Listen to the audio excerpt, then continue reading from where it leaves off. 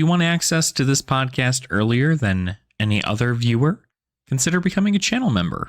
All tiers get access to this podcast earlier than people who are not channel members, and it does help out this channel a lot.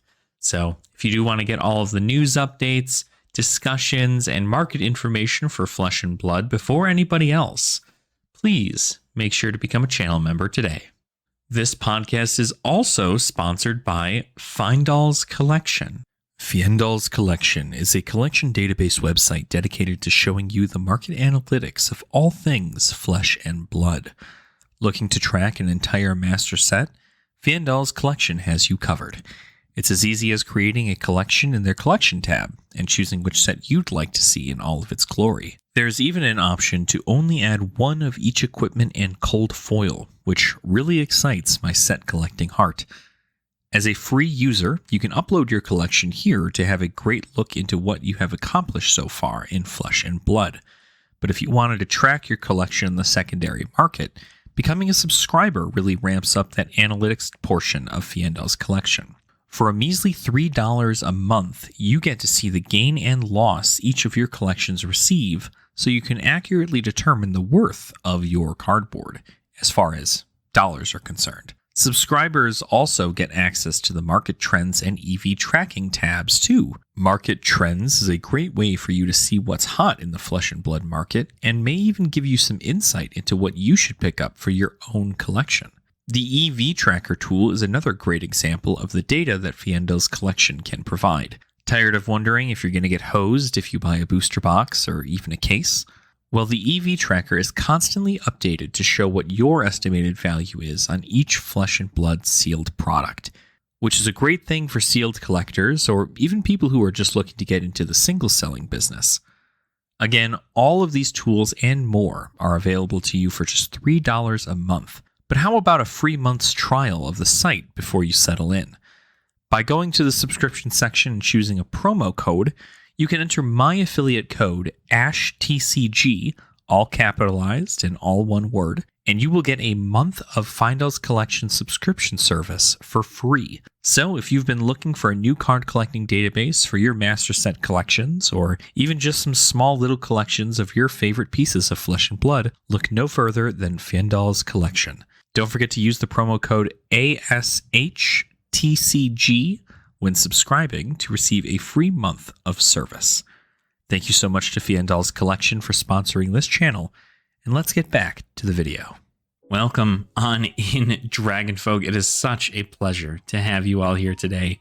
We are here for, gosh, what is this? Episode 8 of this podcast?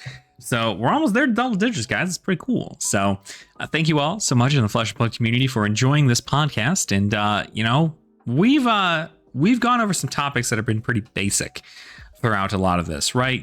Just overall, creativity in FaB and net decking and small little things in regards to that. But what I wanted to talk about today is how I ended up scoring more than enough bulk for myself simply by being the bulk goblin. So what I won't show in this video, because I don't want to get my camera and turn it around and show all this mess that's behind the camera, but essentially what I had done over this past weekend, and the reason why there was not a upload for last week, which I do apologize for, is that there in fact was a convention I went to over last weekend. Normally the weekends are when I push out a lot of this content, so I end up doing a lot there. But last Saturday, I was busy at a convention, and when I was at this convention, I then got a message from one of my buddies who is a TO for some of the Flesh and Blood events out here in the Colorado area. And shout out to you, my guy. I won't name you, but you know who you are. And it is so cool that people will immediately contact me over Discord and say, hey, I have bulk for you. Now, I was like, okay, cool. Well, I'm off tomorrow on Sunday. I'll go ahead and go pick it up and it'll be fine, right? No big deal. Not the end of the world. We'll go ahead and pick it up and it'll be okie dokie. What I wasn't expecting was the amount of bulk that I was going to be getting. Now, I got the concept of usually every time I get bulk from this individual, it's normally like a case worth of bulk, right? A new set comes out, they open up a case, maybe 2 cases, and I get that bulk, right? About 700 cards ish, something like that. And yeah, so you're not really expecting a whole lot out of it. You're not sitting here going, wow, like, okay, like this is going to be a big deal. We're going to get tons of cards, but you know, it's still going to be a manageable amount. Well, I decided that out of the good gracious of my own heart, I would get this man a coffee because they deserve it. And I appreciated them, you know, reaching out to me in regards to bulk that they didn't want. So I went ahead and I responded and I was like, yeah, you know, I'll get you coffee, get you something going, and we can go from there. So get him the coffee, head on down. No concept is how much I'm taking home. And I just go, okay, cool, right? I'm going to get while I'm here at the LGS, I'm going to get like a 5,000 count boxes because I have more bulk at my house that I still need to organize and get ready. And after that, like I'll be all set to go. But the fact that you're asking for me to take bulk is really, really good because I'm already in the midst of organizing. And his answer was, well, good, you're going to need it because I have a lot for you. You're going to be busy. And I'm like, oh, a lot, huh? And I'm like, well, his a lot might not be a lot to me, right? But after we play around and we just hang out a little bit, we go to the car and he opens up his trunk and there's at least, I would say maybe 15,000 cards plus of bulk inside this trunk. There's a 4,000 count box. There's 4 1,000 count boxes. There's a case worth, which is probably another, you know, 780 some cards. There is several small 500 count boxes, about another 2,000 there. And then an entire like bag of loose cards in this bag that I ended up taking as well. So it's right around like maybe it's probably a little bit more around 10,000, but even still, I'm not counting, right? I'm like, yo, bulk sick. And it was bulk from everything, right? Yeah, I'm talking WTR, Arcane Rising, Crucible of War, Monarch, Tales of Aria, Everfest, Uprising, Dynasty, Outsiders, even Bright Lights, Dusk Till Dawn. There was tons of stuff in here, right? And even some Part the Mistveil stuff. Back when, if you watch this video, then you'll know why this is funny to me. Is that when I got my Part the Mistveil bulk from this individual prior to this, I got only their commons. I was 3 full boxes of commons from Part the Mistveil, and I went, okay, I can work with this. Normally, when I get bulk from this individual, I make decks for the store to just kind of give out or sell or whatever they want to do for people to be able to play, because that allows them for something just like, hey, get into Flesh and Blood. Here you go. Here's some decks. And I was doing that, but I was making them for the Clash format, which means I would have needed the rares if I was going to do that. And I did not get the rares. And I didn't want to reach out and be like, hey, did you happen to also have rares? Because I didn't really, you know, it's not a big deal for me. I'm getting cards for free. I don't care. But one of those boxes ended up being the rares for the Part the Mistveil, so ended up getting those. But overall, yeah, probably like 10, 12,000 cards or something. And wow, was it a lot. It turns out that loose box of cards had about... No, I guess it had to have been about 15,000, because that loose bag of cards had about 4,000 in it. So lots of stuff there. And we just I took it all in, right? I put a lot of that into the 5,000 count boxes that I bought and got it all upstairs, got into my house, and started sorting it. I'm still not done with it, but let me just make it incredibly clear that if you know anybody at your locals that cracks boxes like it's no tomorrow, they crack boxes like no tomorrow. whether it be for Magic, whether it be for Pokemon, whether it be for Yu-Gi-Oh, whether it be for Flesh and Blood, whether it be for One Piece or Digimon or whatever it might be, there will always be bulk. And while there is always bulk, there will be somebody out there who wants to take that bulk because they can utilize that for things. For instance, I am going to continue making decks so I can give them away to you, the viewers of the channel. So if you guys are looking out for that, I hope to do some giveaways here pretty soon. But we're going to do some giveaways of entire decks to people. I'm just going to go ahead and just start sending out 2 decks at a time to a random person, maybe like once a month. And they'll just, I'll just send 2 random decks and they'll be on their way. But it is very, very, very cool just to get all of these cards, and it cost me nothing. He didn't even ask for the coffee. I offered.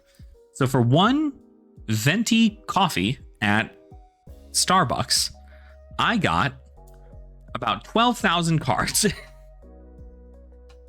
The only thing is, of course, is the downside, right? And normally we don't talk a lot about the downsides of bulk, which is something that I would like to address in this video because we are talking about bulk. I'm not really like on board with the term bulk because it's kind of like this is just stuff that isn't worth anybody's time. But to a lot of people, it is worth people's time, especially if it's not readily accessible.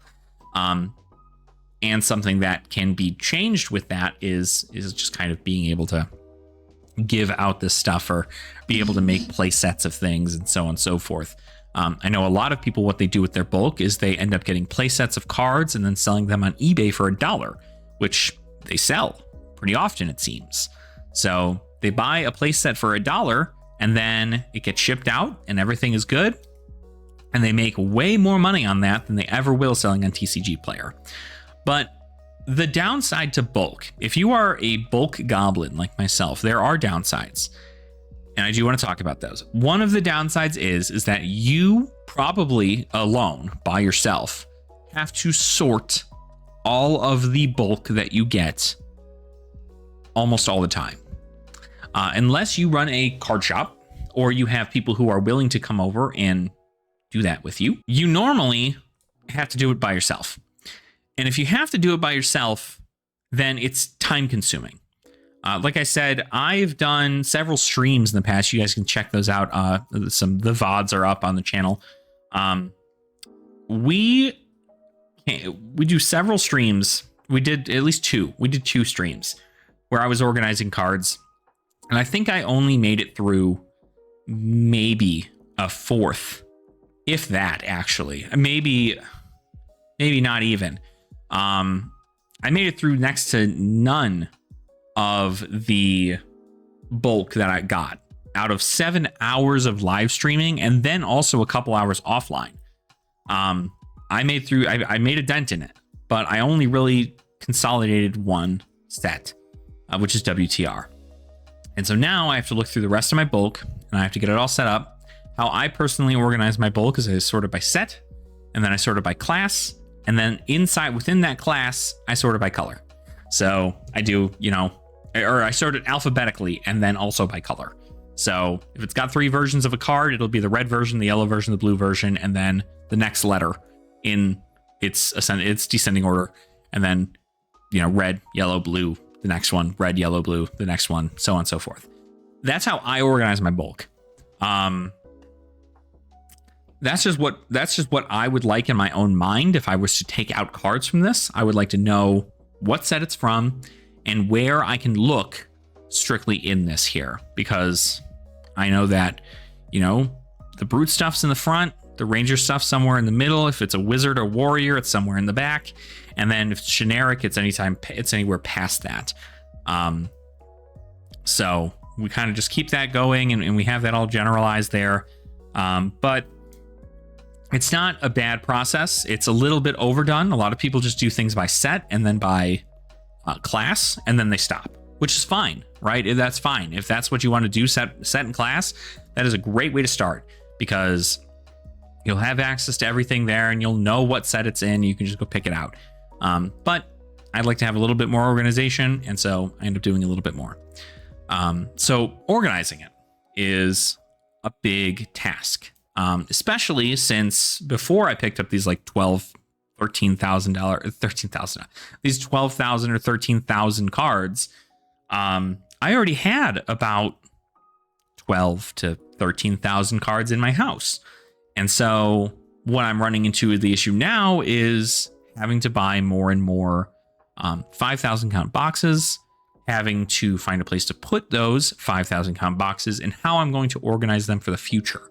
Because right now, like, I can't just keep getting a 5,000 count box for every set. I can, theoretically, if I'm looking to ever open up a game shop, but the odds of that are very, very low.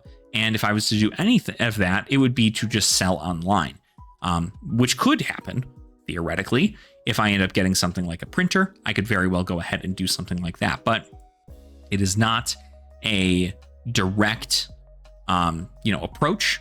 Essentially, I would like to give out more of these than I would like to go about selling them, simply because you have to get the supplies and the taxes and so on and so forth. So really, I'm doing this out of my own heart. But a lot of these boxes end up taking up a lot of space in your house. So if you don't have a dedicated space to this and you're just kind of shoving them in a closet somewhere, you're gonna want to do something about that, because it is a lot of clutter, And I'm sure you're totally fine with it, but maybe your partner isn't. Maybe your kids aren't. Maybe you have pets and your pets tear stuff up if it's on the floor. Like, there are plenty of things that can happen. Now, obviously, if it's bulk, if it gets torn up, it's whatever, right? Not the end of the world. You got it probably for free, or at least like $1 more or more. So it's not the end of the world, but it's kind of just like a bad situation. There ends up being too much of it. And so you have to figure out what you're going to do with it. Whether you sell it, whether you give it away, whether you build decks and sell decks strictly, like, already pre-made decks. That's a pretty good thing too, if you're trying to do something like that, because if you took all this time to organize initially, you should be pretty good to just be able to like buy a deck, or like make a deck with cards in a format, something like Commoner. You can buy, or you can build a deck in Commoner with the bulk you have, and then you can just sell that deck online for like $30 or something. A $30 Commoner deck, you make your money back and then some, $20 even, depending on what you play. But some of the stuff isn't bulk. So for instance, the equipment that you'll play, if you're playing Guardian, right? If you're playing a Guardian hero, you're probably going to want Civic Steps. Civic Steps is like $10, and it's not bulk. So if you're trying to build bulk decks, you're going to have to just work with making a deck that is bulk centric. That means that getting rid of anything that isn't common or rare, or any of the cards that are really expensive that are oftentimes oftentimes poached from these bulk boxes. For instance, you have things like Sink Below. Sink Below is about $1. The same goes for Fate Foreseen, two very powerful defense reactions that are played in every format. And the red ones specifically are really, really hard to get. So in theory, it's going to be hard for you to put that in every single deck, but just about every deck needs to run them or wants to run them. So you have to just kind of figure it out from there. So that's another downfall, is just the space and then what to do with the cards. But luckily there are some ups, right?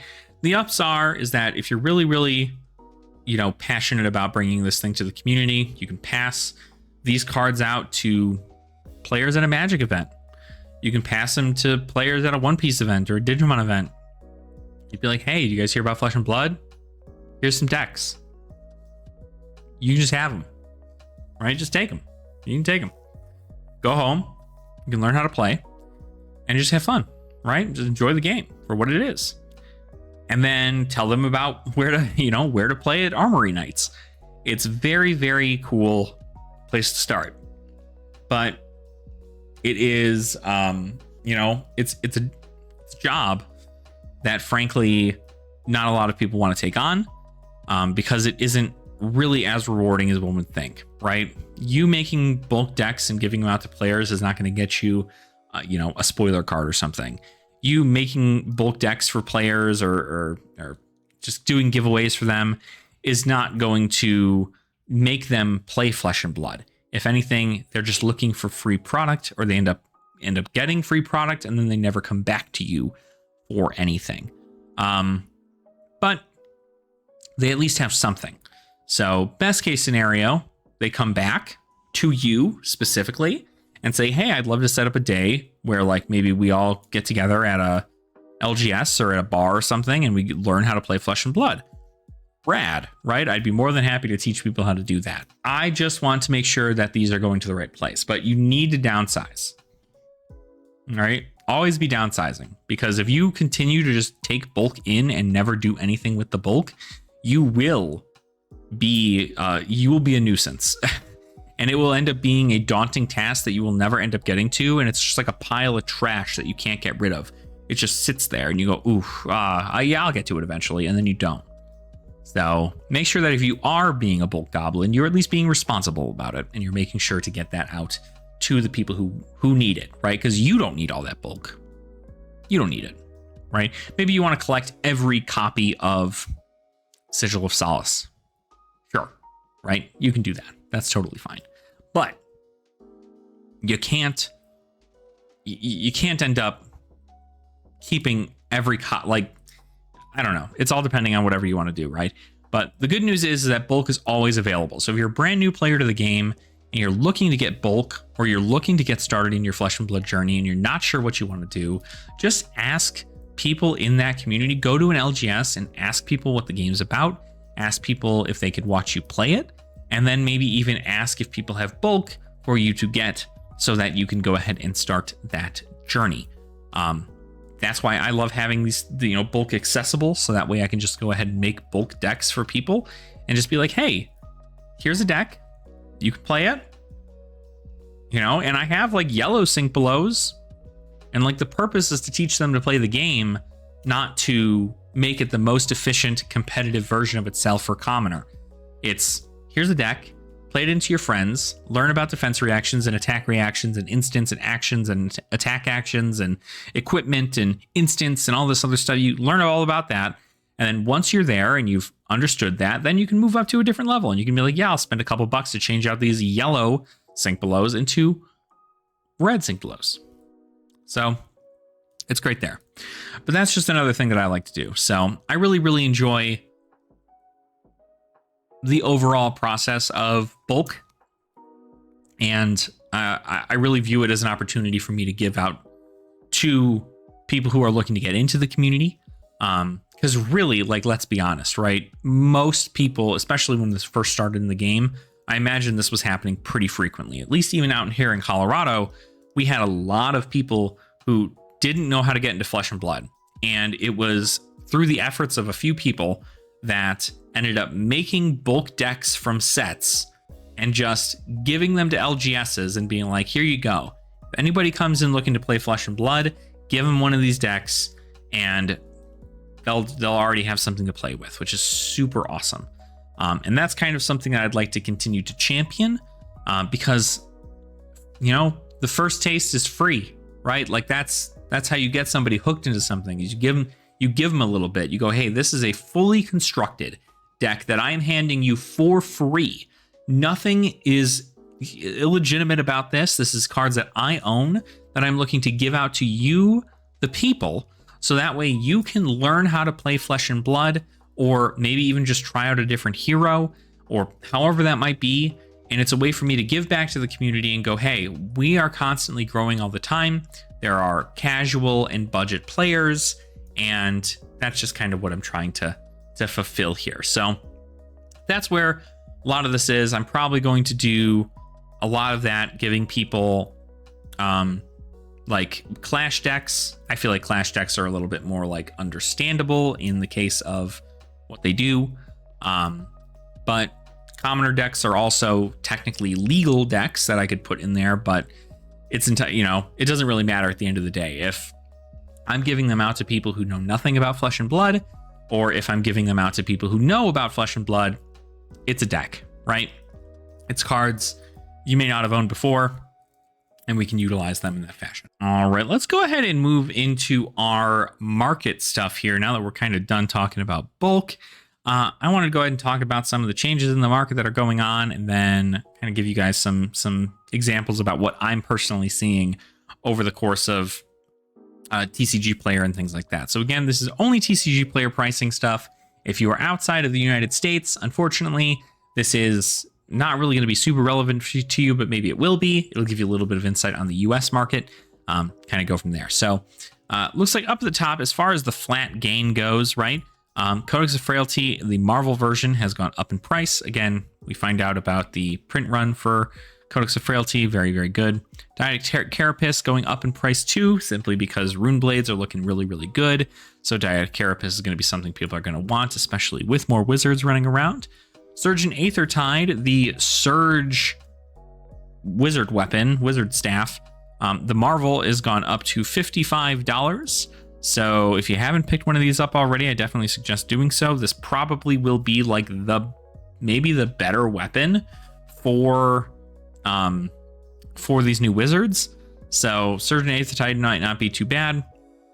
Grasp of the Arknight, the HP1 white border version, has actually gone up to about $53. They seem to be impossible to find now as far as the market price is concerned, but I'm sure they're going for more, which is kind of cool. Genesis, the cold foil Genesis, has gone up. More and more people trying to get into Prism too. Prism being a hot commodity these days, so obviously Prism doing some pretty good things. Then we see that Command and Conquer, the cold foil, has even gone up in price, only by a couple bucks, but not not anything crazy. Aether Arc from Heavy Hitters, this is the expansion slot card, has gone up pretty significantly and has seen a lot of sales. 19 sales recently for Aether Arc. Very interesting. It just says deal 1 arcane damage to each opposing hero, and you create a ponder token for each hero dealt damage this way. So it is a way for you to gather ponders, for you to be able to get an extra card at the end of your turn. It's a blue, it blocks 3, and it deals 1 arcane. So very interesting to see that pop off there. This Dyadic Carapace up here was the cold foil. We do see the rainbow foil going up in price there too for $31. And the unlimited non-foil Command and Conquer is also still continuing to go up, even after finding out about the reprint that is happening in Japanese language. Now, obviously, we don't know whether or not that is going to be a very readily available thing, but Command and Conquer is seeing a significant uptick in price. There were 12 sales in the last 7 days for those Command and Conquers. So very cool to see that there's still more and more people entering the market trying to get their CNCs. The Rainbow Foil Max the Hype Nitro seems to be going up in price. There's only 1 sale over these past 7 days, but that's probably going to a really wonderful Max player or somebody who's a collector.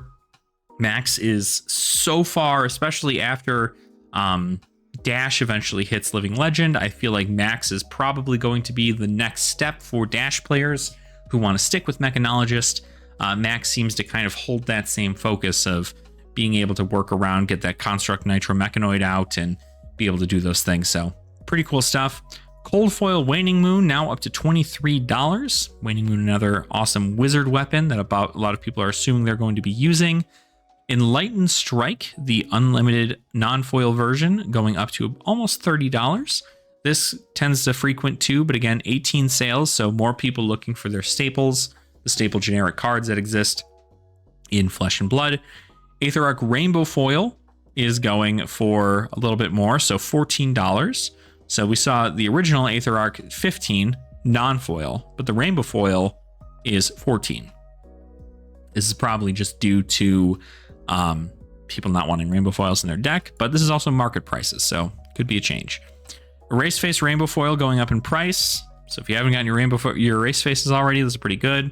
These are going to be great disruption. When it hits a hero, cards and tokens they own lose all class and talent types until the end of their next turn. So Earth, Lightning, and any of their classes and stuff, it's going to be pretty important. So Erase Face, I assume, is going to see a lot of stuff. No sales as of recently, but it did go up in price.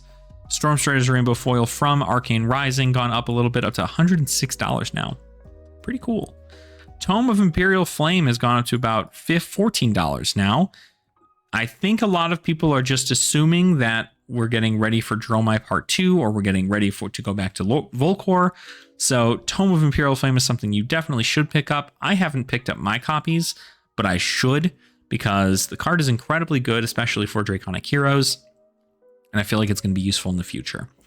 The HP 1 Stormstriders is at 85, so if you're looking to not pay that 106 for a Rainbow Foil, you can buy the non-foil here in white border for $85 right there.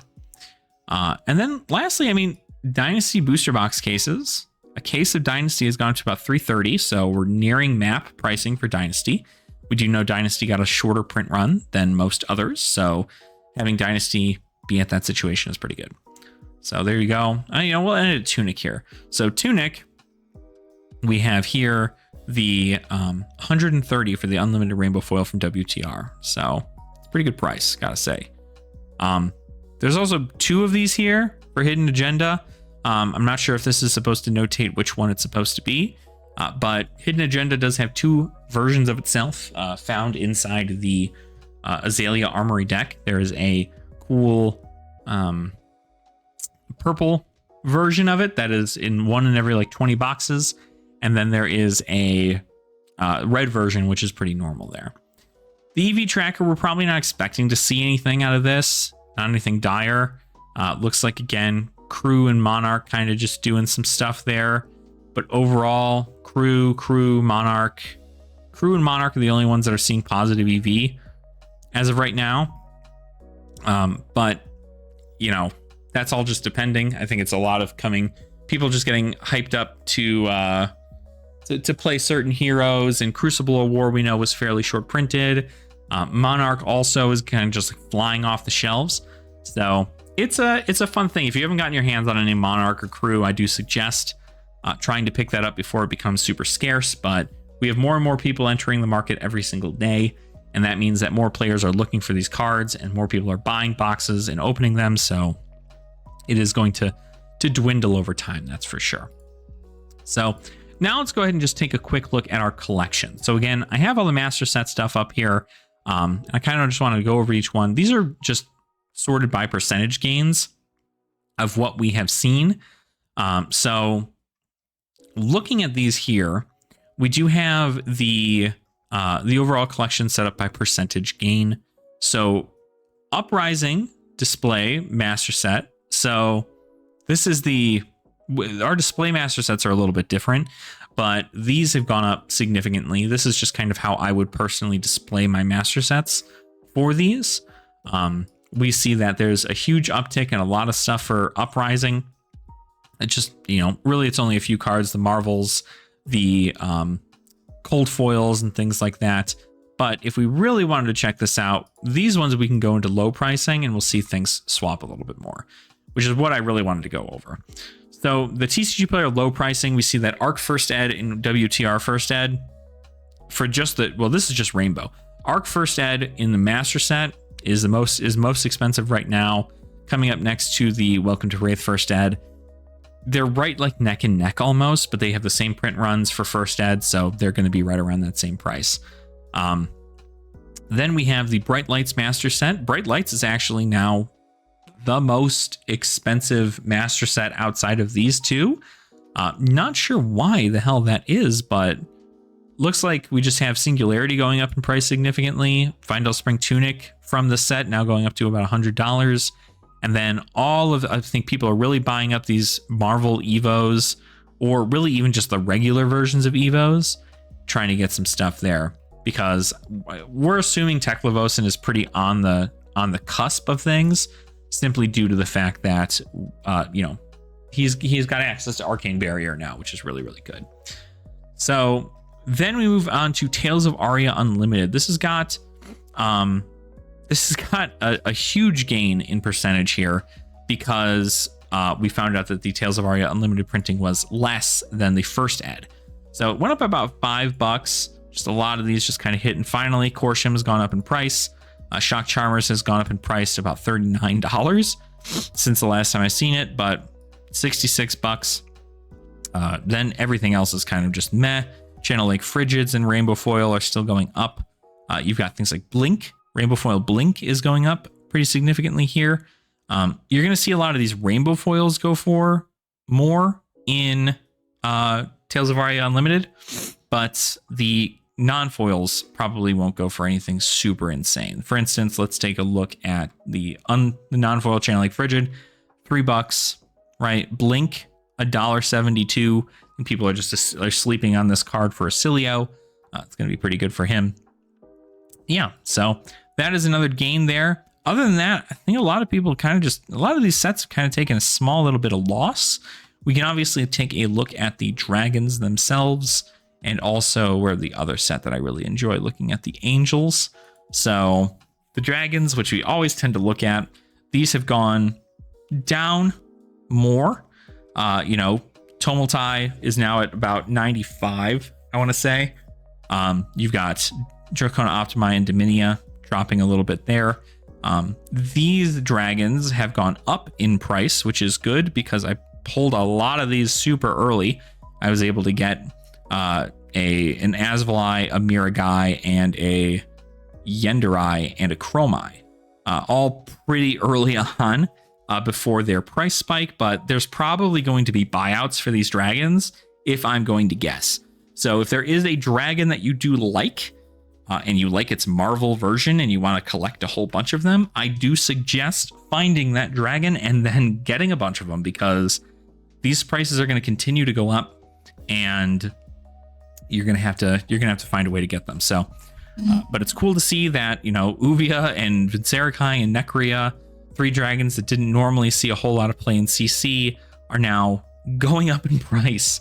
So while this still says the gain is less, it's really just because these guys are going down in price significantly.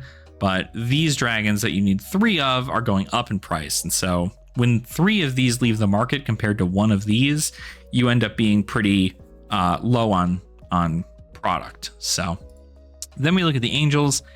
Not much has changed here. You've got 38, 51, 56, 62, right around here. These 3 angels being about, $80+. They're the most necessary, I guess. Ravages and Bologna are probably the next level you can get into, but these 3 you don't necessarily need. But it's nice to see that these angels are retaining a decent amount of their value, and they're still sitting pretty high on the market there. So that is for the Marvel dragons and the angels. Let's see, do I still have those Transcend cards on here? I think I do. I guess I don't. So it's not bad. An Arcane Rising Unlimited Master Set. Believe it or not, most of this set is in these first couple of cards here, right? $28 for Unlimited Art of War non-foil. And then the rest of this is under $20. You'll see these Rainbow Foil Fate Foreseen going for $10 for unlimited versions of Rainbow Foil Fate Foreseen. So if you happen to have any of these in your bulk bin, I do suggest making sure you take those out, because those are going to be really good. And then a bunch of specializations that are doing super well. Arclight Ascendancy, Rainbow Foil could very well be something to pick up, because Rune Blades are going to get a whole bunch of cool stuff soon. Then, yeah, overall, I think Arcane Rising, because of this last set, Rosetta, or not this last set, but the next set to come out being Rosetta, you're going to see a lot of stuff for Rune Blade and a lot of stuff for Wizard, and Arcane Rising is the set that came out with most of that stuff, outside of things like Everfest and Crucible of War, which gave a little bit of bump in that situation too. But for the most part, cards from Arcane Rising are going to be hot commodities. The set's already fairly short printed. You see that Fate Foreseens are going for $1.50. You've got Bullseye Bracers at $1.88 for Rainbow Foil. You've got unlimited Rainbow Foil Arknights. Now you can play Oath of the Arknight in Commoner, so you can trick that out and put that in your Commoner deck. Very cool stuff. But this is just for Unlimited, which is really, really awesome. Welcome to Wraith Unlimited. Also, a very nice tech here. This heart is crazy expensive. Again, these top cards, Braveforge Bracers for $23 is really good. This is a really, really good pickup if you haven't already, because this is a legendary arm piece from WTR. for 23 bucks. If Warriors make a huge comeback, and honestly, Warriors are still very, very relevant. Brave Forge Braces is a great pickup. If you don't have this, you're going to get Iron Song Versus. But Brave Forge Braces is another great one there too. And even these Tome of Fyendals being $5. Blood Rush Bell is still $5. A lot of cards here from WTR. Rainbow Foil Sink Belows, $13. Just good stuff. So another thing to look forward to. But that's pretty much it. I think we've done enough yapping for now, looking as far as that goes. But luckily, from what we can tell, the market's looking pretty good, right? I mean, there's some downticks. Again, it's really just in sealed product. Sealed product doesn't do super well in Flesh and Blood because players don't want to buy product. They want to buy singles. Singles are what get them the cards they need in order for them to compete. And because of that, it's up to people who are like backpack sellers or, LGSs to open up a lot of their product and sell that to players around the world. And that will help with the overall state of, the market, right? It'll end up working out for themselves. So being a backpack seller in the Flesh and Blood community is incredibly nice because you get a whole bunch of value for your cards. And if you hit a whole lot of stuff, it ends up being really, really good for you. So that's pretty much it. We're done here for this episode. Thank you all so much for talking about bulk with me for, nearly a 3/4 of an hour. And I hope you guys are just having a really, really great time. I do apologize if there is delays in content. I'm going to be making sure to watch a lot of the stuff for Tampa and keep people updated on things like that. But for right now, we want to put a lot of our focus into Commoner, Clash, and even into a new format, which hopefully should be introduced sometime very, very soon. And we can talk about that in the future as we go about that. But for right now, I'm just happy to be going about and talking about the great things that I love in Flesh and Blood, talking about the great community, talking about the fact that bulk cards are not bulk. I mean, they are, but they're not. You just got to find a use for them. That's pretty much it. So I hope you guys enjoyed today's episode of The Common Language, and I hope that you continue having fun in the Flesh and Blood. Make sure to go ahead and like the video if you have not already. You can also subscribe to the channel if you have not. And then leave a comment down below. Let me know what we should talk about maybe next week, or maybe tell me what you're excited about with Rosetta. Rosetta is going to be a very, very wonderful set, especially for us here in these budget level games. And I'm very, very excited to make more and more content on these heroes that come out in regards to, my favorite cards and decks and stuff like that. So thank you all so much for watching. Again, I do really appreciate it. And we'll see you all in the next episode of The Common Language.